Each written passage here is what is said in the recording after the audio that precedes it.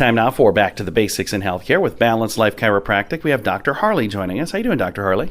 Hey, good morning, John. I'm doing fantastic. Ready for another Back to the Basics. Yeah, and we've got Back to School, Back to the Basics going on right now, because at the end of the summer, a lot of kids have, all kinds of fun things that they're doing, very active, out and about doing things, and then pretty soon here, they're going to be sitting in a desk most of the day, and that changes things, doesn't it? Right, yeah.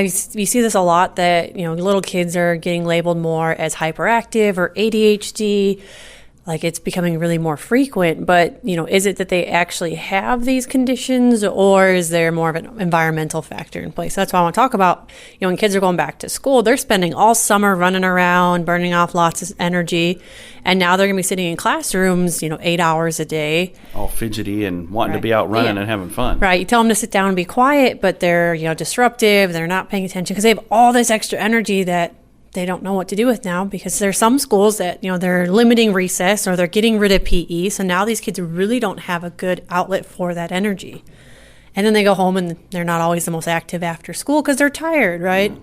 So that's just something as for parents to be aware of, that your kid just might need a better outlet for getting rid of their energy. So making sure that they're staying active when they get home from school can help burn that off, that they're sleeping well so they're not so cranky, that kind of stuff. But also, watch what are they eating? Red dye number 40 is one of those specifically that's been linked to ADHD or hyperactivity.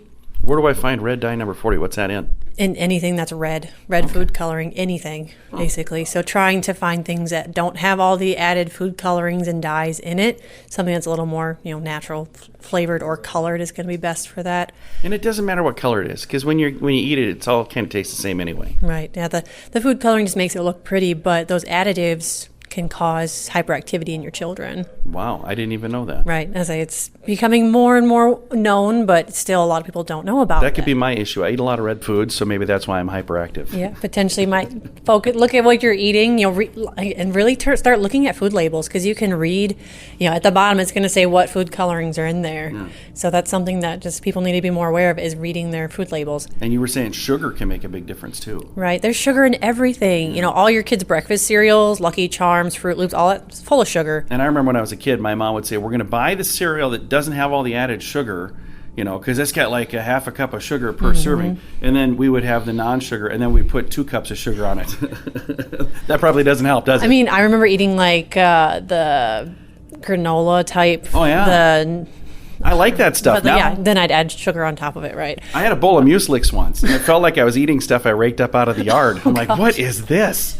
Yeah, so I mean, the not fun cereals are going to be better just nutrition-wise. They're going to have more fiber. They're going to have less sugar in it. But there's sugar in everything, high fructose corn syrups in everything. So that's one thing, is just trying to watch the amount of sugar that your kids are eating will also help lower their high energy as well. But if nothing is seeming to work, then it might be time to seek some professional help. Very nice. And a lot of people will look to what medication can we take, but maybe it's more of on a nerve level, that their brain and their nervous system is just overfiring, that they're way too stimulated from all these things, and they just need a way to help calm it down.